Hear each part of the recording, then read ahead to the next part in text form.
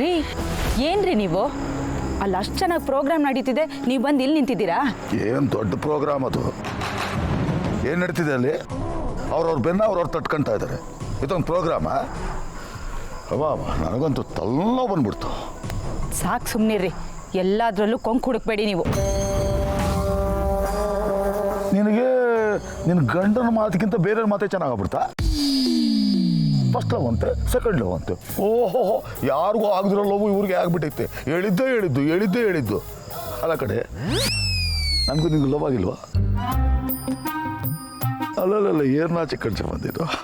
ಅಲ್ಲ ಕಡೆ, ದಡ್ಡನ ಮಗನವು ನನ್ನನ್ನು ಕೇಳಿದರೆ ಸಾಕಷ್ಟು ಐಡಿಯಾ ಕೊಟ್ಬಿಡ್ತಿದ್ದೆ. ಕೇಳಲಿಲ್ಲ ಏನು ಮಾಡೋದು? ಅದಕ್ಕೆ ಸುಮ್ಮನಾಗ್ಬಿಟ್ಟೆ. ಮತ್ತೆ ಅಲ್ಲಿ ಕೂತ್ಕೊಂಡು ಚೆನ್ನಾಗಿ ಎಂಜಾಯ್ ಮಾಡ್ತಿದ್ರಿ. ದಡ್ಡಿ, ಎಲ್ಲರೊಳಗೊಂದಾಗು ಮಂಕುತಿಮ್ಮ ಅಂತ DVJ ಅವ್ರು ಹೇಳಿಲ್ವೇನೆ. ನಾವು 4 ಜನ ಜೊತೆ ಇದ್ದಾಗ ಅವ್ರಿಗೆ ನಕ್ಕೊಂಡು ಇದ್ಬಿಡ್ಬೇಕು. ಟೈಮ್ ಸಿಕ್ತಾಗ ನಮ್ಮ ಬೆಳೆನ ಬೇಯಿಸ್ಬೇಕು. ನಿನಗಿದೆಲ್ಲ ಅರ್ಥ ಆಗಲ್ಲ ಬಿಡು, ಪೆದ್ ಮುಂಡೋದು. ನೋಡಿ, ಬೈಯೋಂಗಿದ್ರೆ ನಾನು ಇಲ್ಲಿಂದ ಹೊರಟ್ಬಿಡ್ತೀನಿ. ನಿಮಗೆ ನಾನು ಅಂದರೆ ಸದ್ರ ಆಗ್ಬಿಟ್ಟಿದೆ. ಹೇಗಿರೇ ಬಂದು ವಿಚಾರ ಏನು ಅಂತ ಕೇಳ್ದಲೆ ಹಾಗೆ ಹೊರಟ್ಬಿಟ್ಟಲ್ಲೇ. ನಿನಗೆ ನಿನ್ನ ಗಂಡನಿಗಿಂತ ಪ್ರೋಗ್ರಾಮ್ ಹೆಚ್ಚಾಗ್ಬಿಡ್ತಾ? ಸರಿ, ಅದೇನು ಹೇಳಿ. ಹೇಳ್ತೀನಿ. ಅದೇ ಸ್ವಲ್ಪ ತಲೆನೋವು ಒಂದಲ್ಲ, ಒಂದು ಕಪ್ ಟೀ ತಂದ್ಬಿಡ. ಇಷ್ಟೊತ್ತಲ್ಲಿ ಟೀನಾ? ಊರಿಗೊಂದು ದಾರಿ ಆದರೆ ಊರಿಗೊಂದು ದಾರಿ ಅಂತೆ. ಇನ್ನೇನು ಸ್ವಲ್ಪ ಹೊತ್ತಿಗೆ ಊಟದ ಟೈಮೇ ಆಗುತ್ತೆ, ಊಟನೇ ಮಾಡ್ಬೋದು. ನನ್ನ ಕೈಲಿ ಟೀಗಿ ಎಲ್ಲ ತಂದ್ಕೊಡೋಕ್ಕಾಗಲ್ಲ, ಬೇಕಾದರೆ ನೀವೇ ಹೋಗಿ ತಂದ್ಕೊಳ್ಳಿ. ಆಯ್ತು ಬಿಡಮ್ಮ, ಅದಕ್ಕೆ ಅಷ್ಟೊಂದು ಸಿಡುಕ್ತಿ. ಈಗ ಇನ್ನೊಂದು ವಿಚಾರ, ಆ ದಿವ್ಯ ಇದ್ದಾಳಲ್ಲ, ಅವಳ ಬಗ್ಗೆ ನನಗೆ ಯಾಕೋ ನಂಬಿಕೆ ಗೊತ್ತಿಲ್ಲ ಕಣೆ. ಒಂದು ಸಣ್ಣ ಅನುಮಾನ ಇದೆ. ಏನ್ರಿ ನಿಮ್ಮ ಅನುಮಾನ? ಏನಿಲ್ಲ ಕಣೆ, ಅದೇ ಅವಳ ಹಳೆ ಲವರ್ ಇದನ್ನಲ್ಲ, ಅವಳ ಜೊತೆ ಅವಳು ಎಸ್ಕೇಪ್ ಆಗಬಹುದು ಅಂತ ನನ್ನ 6th ಸೆನ್ಸ್ ಹೇಳ್ತಾ ಇದೆ. ಅವಳನ್ನ ನೋಡ್ಕೊಳ್ಳೋಕ್ಕೆ ಸತ್ಯ ಹುಡುಗರನ್ನ ಬಿಟ್ಟಿದ್ದಾಳೆ. ನೀವೇನು ಯೋಚನೆ ಮಾಡಬೇಡಿ, ನನ್ನ ತಲೆನೂ ತಿನ್ನಬೇಡಿ. ಆ ಹುಚ್ಚು ಮುಂಡೆವು ಕಣೆ, ಕಂಡು ಕಪಿಚೇಷ್ಟ ಮಾಡ್ಕೊಂಡು ಇದ್ಬಿಡ್ತವೆ. ಅವನು ನಂಬಕ್ಕಾಗ್ತದ ನಾವು?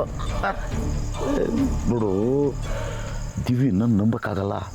ಏನಾದರೂ ಹೆಚ್ಚು ಕಡಿಮೆ ಆದರೆ ತಿಳ್ಕೊ, ನಮಗೆ ಮನೆ ದಕ್ಕಲ್ಲ. ಆಯಿತು ಬಿಡಿ, ನಾನು ನೋಡ್ಕೋತೀನಿ. ನಾನು ಇಷ್ಟೊಂದು ತಲೆ ಕೆಡಿಸ್ಕೊಂಡು ಟೆನ್ಷನ್ ಆಗಿದ್ದೀನಿ, ನೀನು ಮಾತ್ರ ಕೂಲಾಗಿದ್ಬಿಡ್ಚಲ್ಲ. ಹೇಳ್ತಿದ್ದೀನಲ್ರಿ, ನಾನು ಹೋಗಿ ನೋಡ್ಕೋತೀನಿ ಅಂತ. ದಿವ್ಯಾ ಪ್ರೋಗ್ರಾಮ್ ನಡೀತಿರೋ ಜಾಗದಲ್ಲಿ ಕೂತಿದ್ದಾಳೆ, ನಾನು ಹೋಗಿ ಅವಳ ಪಕ್ಕದಲ್ಲೇ ಕೂತ್ಕೊಂಡ್ಬಿಡ್ತೀನಿ. ಆಯಿತಾ? ನೀವು ಟೆನ್ಷನ್ ಮಾಡ್ಕೋಬೇಡಿ. ನಾನಿನ್ನು ಹೋಗ್ಲಾ?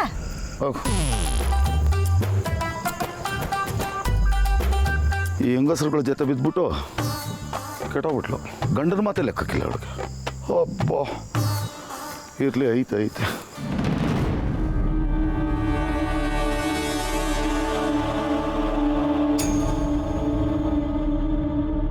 ಈಗ ಮುಂದಿನ ಸರ್ದಿ ಯಾರ್ದು ಅಂತ ನೋಡೋಣ ರಾಕೇಶ್. ಹುಷಾರಾಗಿ ಪಿಕ್ ಮಾಡು. ನನ್ನ ಹೆಸರು ಬಂದರೆ ನಾನು ನಿನ್ನ ಬಗ್ಗೆನೇ ಹೇಳೋದು.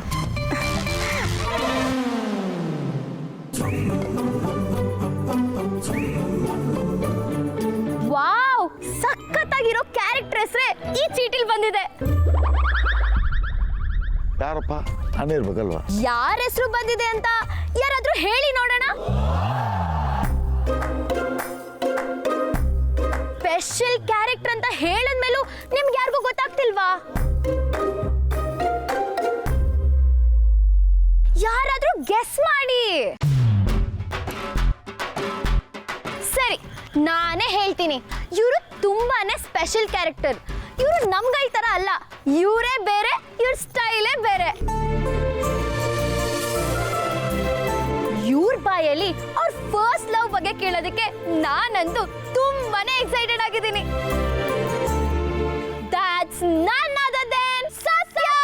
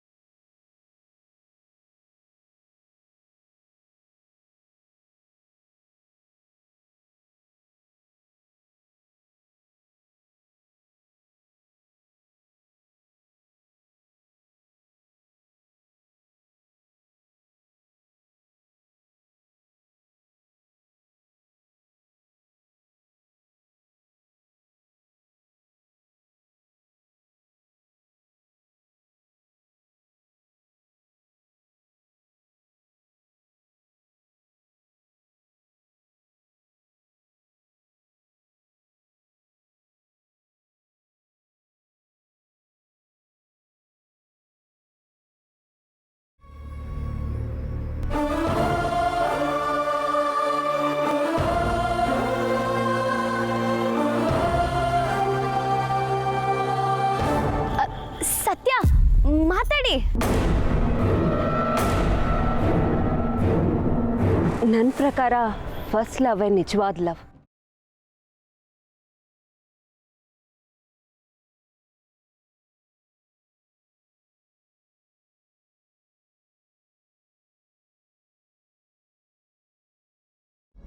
ಅಲ್ಲಿ ನಿಮ್ಗೇನು ಗೊತ್ತಿರಲ್ಲ, ಲೆಕ್ಕಾಚಾರಗಳಿರಲ್ಲ, ಬರೀ 2 ನಿಷ್ಕಲ್ಮಶ ಮನ್ಸುಗಳಿರತ್ತೆ.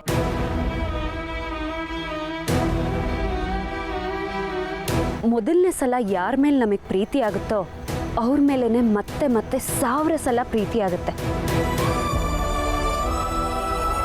ಅದೇ ಪ್ರೀತಿಗಿರೋ ಶಕ್ತಿ.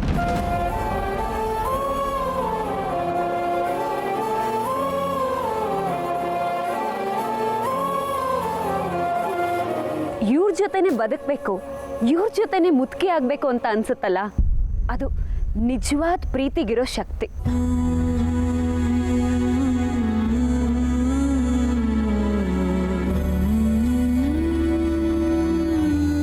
ನನ್ನ ಪ್ರಕಾರ ಈ ಲವ್ ಅಲ್ಲಿ ಸೆಕೆಂಡ್ ಲವ್, ಥರ್ಡ್ ಲವ್ ಅನ್ನೋದೆಲ್ಲ ಇಲ್ವೇ ಇಲ್ಲ, ಇರೋದಕ್ಕೆ ಸಾಧ್ಯನೇ ಇಲ್ಲ. ಮೊದಲನೇದು ನಿಜವಾದ ಪ್ರೀತಿ, ಆಮೇಲಿಂದು ಮೊದಲನೇ ಥರದ ಪ್ರೀತಿನೇ ಮತ್ತೆ ಆಗಲಿ ಅನ್ನೋ ಆಸೆ.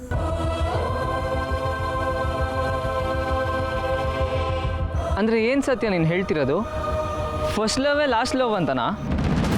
ನನ್ನ ಮಟ್ಟಿಗಂತೂ ಅದೇ ಸತ್ಯ.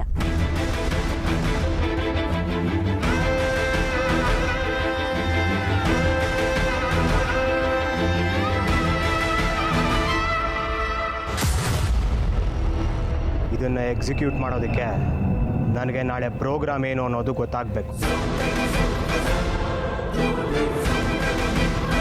ನಾಳೆ ಮುಹೂರ್ತ ಎಷ್ಟೊತ್ತಿಗೆ, ಯಾವ್ಯಾವ ಶಾಸ್ತ್ರ ಇರುತ್ತೆ, ಎಷ್ಟೆಷ್ಟು ಹೊತ್ತಿಗೆ ಏನೇನು ಶಾಸ್ತ್ರ ಮಾಡ್ತಾರೆ ಎಲ್ಲ ಗೊತ್ತಾಗಬೇಕು. ಆಗ ನಾನು ಎಲ್ಲನೂ ನೀಟಾಗಿ ಪ್ಲ್ಯಾನ್ ಮಾಡೋಕ್ಕೆ ಸಾಧ್ಯ. ಈ ಶಾಸ್ತ್ರ ಸಂಪ್ರದಾಯ ಮುಹೂರ್ತದ ಬಗ್ಗೆ ಎಲ್ಲ ಐ ಹ್ಯಾವ್ ಝೀರೋ ಐಡಿಯಾ. ಅದನ್ನೆಲ್ಲ ನೀನು ನನ್ನ ಹತ್ರ ಕೇಳಕ್ಕೂ ಬರಬೇಡ. ಅದೇ ಗೊತ್ತಿಲ್ಲ ಅಂದರೆ ಪ್ಲ್ಯಾನ್ ಹೆಂಗೆ ಮಾಡೋದು? ಸೊ ಅವ್ರ ಹತ್ರ ನಾನು ಹೋಗಿ ಕೇಳ್ಕೊಂಡು ಬರಲ್ಲ? ಕೇಳಿದ್ರೆ ಅವ್ರಿಗೆ ಅನುಮಾನ ಬರಲ್ವಾ? ಮತ್ತೆ ಏನು ಮಾಡೋದು? ಬಲ ಕೂಲ್ ಡೌನ್. ಮೊದಲು ಟೋಪಿ ಹಾಕೋ. ನೋಡು, ನಂಗೆ ಅಷ್ಟೊಂದು ಗೊತ್ತಿಲ್ಲ, ಆದರೆ ಸ್ವಲ್ಪ ಮಟ್ಟಿಗೆ ನನಗೂ ಗೊತ್ತಿದೆ. ನಾಳೆ ದಿವ್ಯಾ ಗೌರಿ ಪೂಜೆ ಮಾಡಬೇಕು. ಆಗ ಎಲ್ಲರೂ ಅವ್ರ ಜೊತೆನೇ ಇರ್ತಾರೆ. ಅದಾದಮೇಲೆ ಮಂಟಪದಲ್ಲಿ ಪುರೋಹಿತರು ಹುಡುಗಿನ ಕರ್ಕೊಂಡು ಬನ್ನಿ ಅಂದಾಗಲೇ ಅವಳು ಜನರ ಮುಂದೆ ಬರೋದು. ಅಲ್ಲಿವರೆಗೂ ಅವಳು ರೂಮಲ್ಲೇ ಇರ್ತಾಳೆ. ಅವಳ ಜೊತೆಗೆ ಹಬ್ಬ ಅಂದರೆ ಮೇಕಪ್ ಅವರು, ಕಾಸ್ಟ್ಯೂಮ್ ಅವರು, ಇಲ್ಲ ಅವಳು ಫ್ರೆಂಡ್ಸು ಇದ್ರೂ ಇರ್ಬೋದು ಅಲ್ವಾ ಡಾರ್ಲಿಂಗು?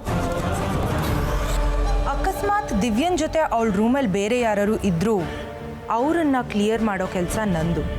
ನೀನು ಆರಾಮಾಗಿ ಪ್ಲ್ಯಾನ್ ಮಾಡ್ಕೋಬಾಲ.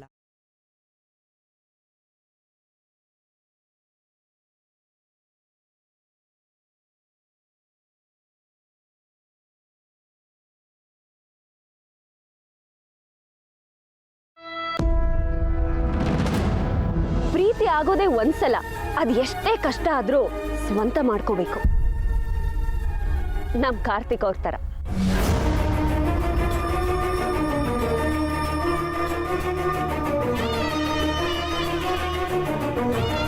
ಅದು ಅವರು ಅವ್ರ ಪ್ರೀತಿ ಕೊಡೋ ಬೆಲೆ.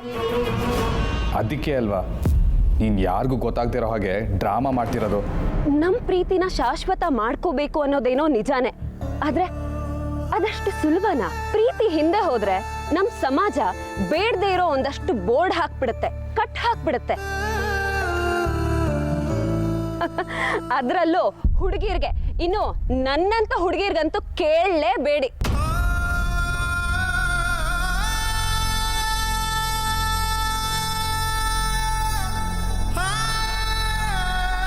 ಗಂಡು ಹುಡುಗಿ ಅಂತಾರೆ, ನಮಗೂ ಮನ್ಸಿದೆ ಅನ್ನೋದನ್ನೇ ಮರ್ತು ಬಿಡ್ತಾರೆ.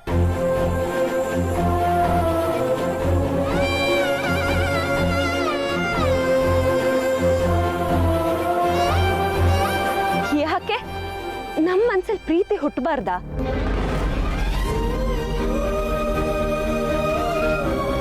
ಮನ್ಸನ್ನ ಕಲ್ ಮಾಡ್ಕೊಂಡು ಬದುಕೋದನ್ನ ಅಭ್ಯಾಸ ಮಾಡ್ಕೊಂಡಿರ್ತೀವಿ ನಿಜ. ಆದ್ರೆ ಮನ್ಸೇ ಕಲ್ಲಲ್ಲ ಅನ್ನೋದು ಯಾರಿಗೂ ಅರ್ಥನೇ ಆಗಲ್ವಲ್ಲ.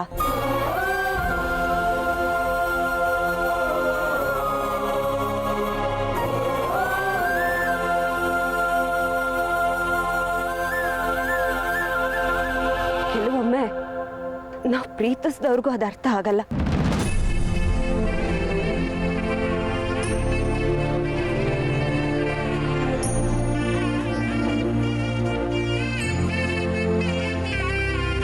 ಅದಕ್ಕೆ ರೀ ಒನ್ ವೇ ಪ್ರೀತಿಗಳು ಬಾಳ್ಕೆನೆ ಬರಲ್ಲ.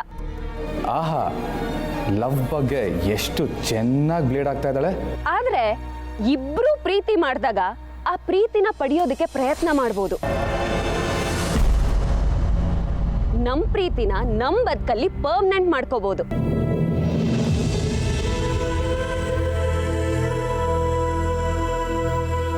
ಯಾಕೆ ಹೇಳಿ, ಅಲ್ಲಿ ಎರಡೂ ಕೈ ಸೇರಿರುತ್ತೆ. ನಮ್ ದಿವ್ಯಕ್ಕ ಮತ್ತೆ ಕಾರ್ತಿಕ್ ಭಾವನ್ ಥರ.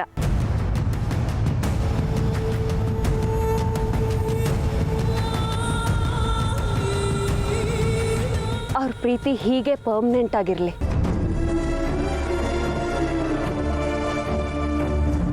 ಆದ್ರೆ ಎಲ್ರಿಗೂ ಅಂತ ಅವಕಾಶಗಳಿರಲ್ವೇ?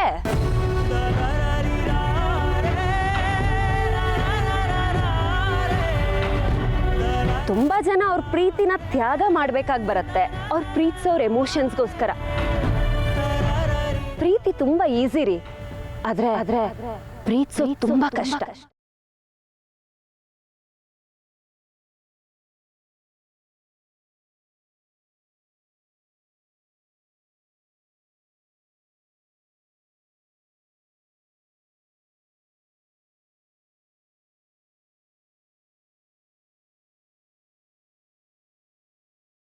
ಅಕ್ಕ, ಸತ್ಯ ಸ್ಟೇಜ್ ಮೇಲೆ ಬಂದ್ಲು ಅಂತ ನೀನು ಯಾಕೆ ಎದ್ದು ಬಂದೆ? ಅವಳನ್ನ ಕಂಡ್ರೆ ನನಗೆ ಮೊದಲೇ ಆಗಲ್ಲ. ಅಂಥದ್ರಲ್ಲಿ ಯಾವ ಕರ್ಮ ಅಂತ ಅವಳು ಮಾತು ಕೇಳ್ತಾ ಕುತ್ಕೊಳ್ಳಿ ಅಲ್ಲಿ. ಅಕ್ಕ, ನೀನು ಹುಡುಗನ ತಾಯಿ ಕಣೆ. ಅವಳು ಬಂದ್ಲು ಅಂತ ನೀನು ಎದ್ದು ಬರೋದು ಏನು ಚಂದ? ನೀನು ಅಲ್ಲೇ ಇರಬೇಕು. ನಿನ್ನ ಮಗಳಿಗೆ ಮೊದಲು ಬುದ್ಧಿ ಇಲ್ಲ. ಚೀಟಿಯಲ್ಲಿ ಅವಳ ಹೆಸರು ಬರೆಸಿದ್ದಾಳೆ. ಅವಳಿಗೆ ಮೊದಲು ಬುದ್ಧಿ ಕಲಿಸು, ಯಾರನ್ನ ಎಲ್ಲಿಡಬೇಕು ಅಂತ. ಅವಳೇನು ಮಾಡ್ತಾಳಕ್ಕ? ಎಲ್ಲ ಹೆಸರು ಬರ್ದ ಹಾಗೆ ಸತ್ತಿನ ಹೆಸರು ಬರೆದಿದ್ದಾಳೆ. ಅವಳ ಹೆಸರೇ ಬಂದಿದೆ. ನೀನು ಬಾ ಅಕ್ಕ, ಫಂಕ್ಷನಲ್ಲಿ ನೀನೇ ಇಲ್ಲ ಅಂದರೆ ಏನು ಚೆನ್ನಾಗಿರುತ್ತೆ ಹೇಳು? ಅವಳು ಮಾತು ಮುಗಿಲಿ, ಆಮೇಲೆ ಬರ್ತೀನಿ. ಅವಳು ಏನಾದರೂ ಮಾತಾಡಲಿ, ನೀನು ತಲೆ ಕೆಡಿಸ್ಕೋಬೇಡ. ಬಾ ಅಕ್ಕ. ಹೇಗೆ ತಲೆ ಕೆಡಿಸ್ಕೊಳ್ದೆ ಇರಲಿ? ಅದು ಏನು, ಮೊದಲನೇ ಪ್ರೀತಿ ಬಗ್ಗೆ ಮಾತಂತೆ. ಇನ್ಯಾರ ಬಗ್ಗೆ ಮಾತಾಡ್ತಾಳೆ ಹೇಳೋಳು? ನನ್ನ ಮಗ ಕಾರ್ತಿಕ್ ಕೂತಿದ್ದಾನಲ್ಲ, ಅವನ ಬಗ್ಗೆ ಮಾತಾಡ್ತಾಳಷ್ಟೇ. ಅದನ್ನು ಕೇಳಿಸ್ಕೊಂಡು ನಾನು ಅಲ್ಲಿ ಸುಮ್ಮನೆ ಕೂತಿರ್ಬೇಕಾ? ನನಗೇನೋ ಅವಳು ಕಾರ್ತಿಕ್ ಬಗ್ಗೆ ಮಾತಾಡಲ್ಲ ಅಂತ ಅನ್ಸತ್ತೆ. ಅವಳು ಕಾರ್ತಿಕ್ ಮೇಲೆ ಪ್ರೀತಿ ಹಾಗೆ ಇದ್ದಿದ್ರೆ ಅವಳೇ ಮುಂದೆ ನಿಂತು ಮದುವೆ ನಡೆಸ್ಕೊಡ್ತಾ ಇದ್ಲಾ? ನೀನು ಸುಮ್ಮನೆ ಏನೇನೋ ಯೋಚನೆ ಮಾಡಬೇಡ. ಊರ್ಮಿಳಾ, ನಿನಗೆ ಒಂದ್ಸಲ ಹೇಳಿದ್ರೆ ಅರ್ಥ ಆಗಲ್ವಾ? ನಾನು ಬರಲ್ಲ, ನೀನು ಬೇಕಾದರೆ ಹೋಗು. ಆ ಕ್ರಿಮಿನಲ್ಲು ಕೊಲೆಗಡಿಕೆ ಇದ್ದಾಳಲ್ಲ, ಅವಳು ಮಾತು ಕೇಳ್ಕೊಂಡು ಖುಷಿಯಾಗಿರು. ಅಕ್ಕ, ಸಂಗೀತ ಮಾಡೋದು ಸಂತೋಷಕ್ಕೆ, ತಮಾಷೆಗೆ. ಮತ್ತೆ ಮತ್ತೆ ಇಂಥ ಸಂದರ್ಭ ಸಿಗುತ್ತಾ ಹೇಳು? ಎಷ್ಟು ಸರಿ ನಿನಗೆ ಹೇಳೋದು? ನನಗೆ ಅನಿಷ್ಟದ ಮುಖ ನೋಡೋಕೆ ಇಷ್ಟ ಇಲ್ಲ ಅಂತ ಹೇಳಿಲ್ವಾ?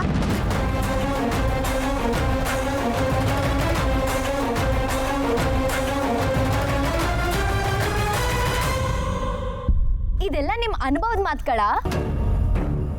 ಎಲ್ರಿಗೂ ಅವ್ರ ಎದೆ ಬಾಗ್ಲು ತಟ್ಟಿರೋ ಒಬ್ಬ ಹುಡುಗ, ಒಂದು ಪ್ರೀತಿ ಇದ್ದೇ ಇರುತ್ತೆ.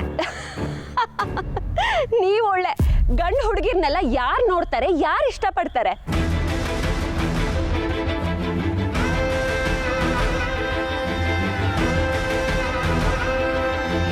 ನಮ್ಮನ್ನ ನೋಡ್ತಿದ್ದ ಹಾಗೆ ನಮ್ಮ ಸಮಾಜ ನಾವು ನಾರ್ಮಲ್ ಕ್ಯಾಟಗರಿ ಅಲ್ವೇ ಅಲ್ಲ ಅಂತ ಬೋರ್ಡ್ ಹಾಕಿ ಸಪ್ರೇಟ್ ಮಾಡ್ಬಿಡುತ್ತೆ.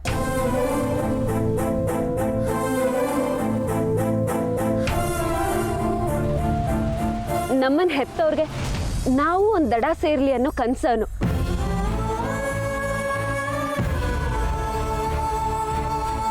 ಆದ್ರೆ ನಾವು ನದಿನೂ ಅಲ್ಲ, ದಡನೂ ಅಲ್ಲ, ಮರಳುಗಾಡು.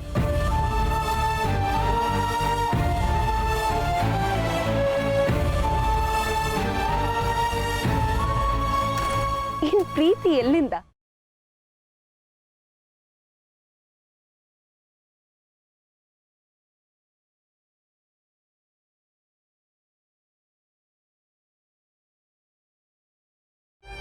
ಯಾಕೆ ಸತ್ಯ ಹಾಗೆ ಹೇಳ್ತೀರಾ? ಪ್ರಪಂಚದಲ್ಲಿ ಇಷ್ಟೊಂದು ಜನ ಹುಡುಗರು ಇರ್ಬೇಕಾದ್ರೆ ನಿಮ್ಗೂ ಒಬ್ಬ ಹುಡುಗ ಸಿಗಲ್ವಾ? ಸಿಗ್ತಾರೆ, ನೋಡ್ತಾ ಇರಿ. ಸಿಗ್ತಾರೆ, ಸಿಗಲ್ಲ ಅಂತ ಯಾರು ಹೇಳಿದ್ದು? ಸಿಕ್ಕೋರೆಲ್ಲ ನಮ್ಮನ್ ಫ್ರೆಂಡ್ ಝೋನ್ ಮಾಡಿ ಬಿಟ್ಬಿಡ್ತಾರೆ ಕಣ್ರಿ.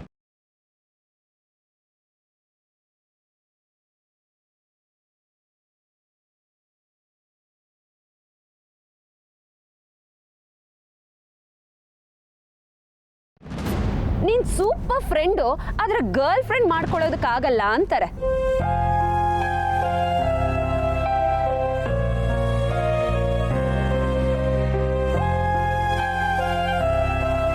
ಈ ಹುಡುಗರಿಗೆ ತನ್ನ ಹುಡುಗಿ ಹೀಗೇ ಇರಬೇಕು ಅನ್ನೋ ಆಸೆ ಇರುತ್ತೆ. ಸೀರೆ ಉಟ್ಕೊಂಡು ತಲೆ ತುಂಬ ಮಲ್ಲಿಗೆ ಹೂ ಮುಡ್ಕೊಂಡು ಗಾಳಿಲಿ ಹಾಗೆ ಮುಂಗುರುಳು ಹಾರಿಸ್ತಾ ಬರ್ತಿದ್ರೆ ಹುಡುಗರ ಎದೆಲಿ ಹಾಗೆ ಆಟೋಮೆಟಿಕ್ ಆಗಿ ಕವಿತೆ ಹುಟ್ಬಿಡುತ್ತೆ. ನಮ್ ತರ ಇದ್ಬಿಟ್ರೆ ರೌಡಿ ನೀನು ಅಂತ ಬೈತಾರೆ. ನೀವ್ ಗಮನಿಸಿದಿರಾ, ಒಬ್ಬನೇ ಒಬ್ಬ ಕವಿ ಆದ್ರೂ ಬಾಯ್ ಕಟ್ ಇಷ್ಟ ಅಂತ ಬರ್ದಿದಾನ? ಇಲ್ಲ, ಎಲ್ರಿಗೂ ನೀಲಕೇಶ ಮುಂಗುರುಳೇ ಬೇಕು.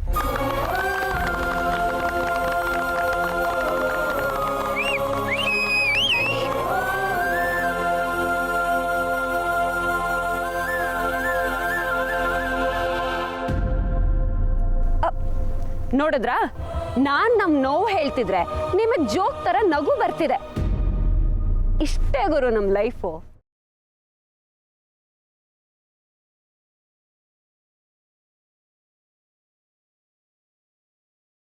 ಮೂಗಿನ ಮೇಲಿರೋ ಮೂಗುತಿ ಮೇಲೆ ಹುಟ್ಟೋ ಕವಿತೆ ಮೂಗ್ ತುದಿಲ್ ಬರೋ ಕೋಪದ ಮೇಲೆ ಹುಟ್ಟಲ್ಲ.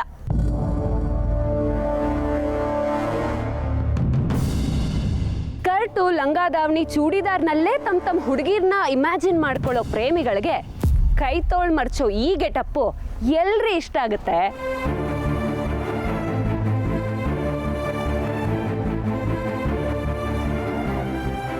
ಯಾಕಮ್ಮ ಹಾಗೆ ಮಾತಾಡ್ತೀಯ? ದೇವರು ಹಣೆಯಲ್ಲಿ ಬರೆದು ಕಳಿಸಿಬಿಟ್ಟಿರ್ತಾನೆ, ಇಂಥ ಹುಡುಗಿಗೆ ಇಂಥ ಹುಡುಗನೇ ಅಂತ. ನಿನ್ನ ಹುಡುಗ ನಿನ್ನನ್ನು ಹುಡುಕೊಂಡು ಖಂಡಿತ ಬಂದೇ ಬರ್ತಾನೆ.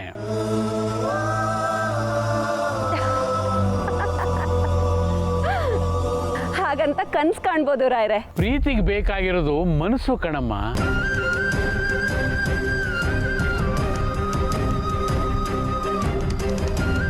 ನೀನು ಹೇಗೆ ಕಾಣಿಸ್ತೀಯ ಅಂತಲ್ಲ. ನಿಜ, ಪ್ರೀತಿಗೆ ಬೇಕಾಗಿರೋದು ಮನ್ಸು, ಮನ್ಸಿಗೆ ಬೇಕಾಗಿರೋದು ಪ್ರೀತಿ ಅಲ್ವಾ ರಾಯ್ರೆ?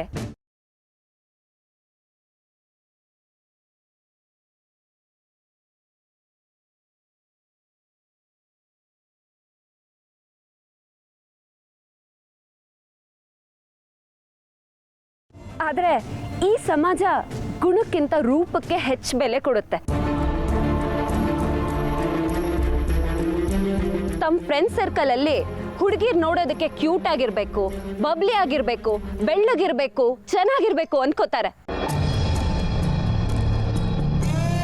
ಮನ್ಸಲ್ಲಿ ಮನೆ ಮುರಿಯೋ ಯೋಚನೆ ಇಟ್ಕೊಂಡು ಹೊರಗಡೆ ಸುಸಂಸ್ಕೃತಿ ತರ ಸೀರೆ ಉಟ್ಕೊಂಡ್ರೆ ಸಮಾಜದ ಕಣ್ಣಿಗೆ ಸಭ್ಯಸ್ತೆ. ಇನ್ನ ನಂತರ ಬೇರೆ ತರ ಬಟ್ಟೆ ಹಾಕೊಂಡ್ರೆ ಬಜಾರಿ. ಸಮಾಜದ ದೃಷ್ಟಿಲಿ ಪ್ರೀತಿ ಮಾಡೋದಕ್ಕೆ, ಮದುವೆ ಆಗೋದಕ್ಕೆ ಬಜಾರಿಗಳು ಆಗ್ಬರಲ್ಲ ಕಣ್ರಿ. ಅಕ್ಕ ನೋಡಿದ್ರೆ ಮೊದಲೇ ಕೋಪದಲ್ಲಿದ್ದಾರೆ. ಸತ್ಯ ನೋಡಿದ್ರೆ ಹೀಗೆಲ್ಲ ಮಾತಾಡ್ತಿದ್ದಾಳೆ. ಏನು ಮಾಡೋದೀಗ? ಅಂದ್ರೆ ಏನಿವಾಗ ಸೀರೆ ಉಟ್ಕೊಳ್ಳೋರು ಮನೆ ಆಳ್ರು ಅಂತಾನ? ಅಯ್ಯೋ, ನಾನೆಲ್ಲಿ ಹಾಗಂದೆ ಭಾವ.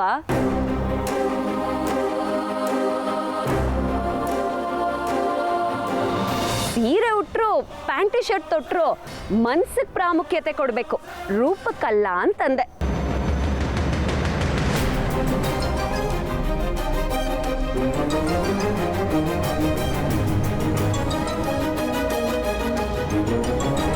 ಒಳ್ಳೇದು ಕೆಟ್ಟದ್ದು ಎಲ್ಲರಲ್ಲೂ ಇರುತ್ತೆ ಕಣ್ರಿ.